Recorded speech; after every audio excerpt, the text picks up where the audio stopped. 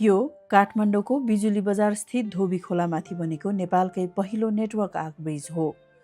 आधुनिक प्रविधिबाट बनेको यो पुल सन् 2020 अर्थात् विक्रम सम्वत 2077 सालबाट सञ्चालनमा आएको हो। यो पुल परम्परागत पुलभन्दा निकै फरक रहेको छ, किनकि यसमा बीचमा कुनै पिल्लर राखिएको छैन। पुलको माथि धनुष आकारको आर्क बनाइएको छ भने बलिया स्टिल केबलहरूको नेटवर्क मार्फत सम्पूर्ण भारलाई दुवै किनारमा बाँडिएको छ।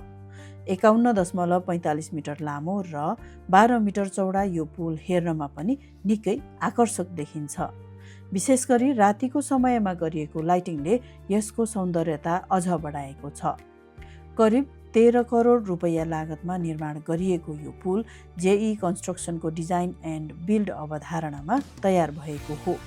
माइतीघर तिनकुने सडक खण्ड जोड्न धोबी खोलामाथि बनाइएको यस पुलले अहिले बिजुली बजार क्षेत्रको ट्राफिक व्यवस्थापनमा ठूलो राहत दिएको छ।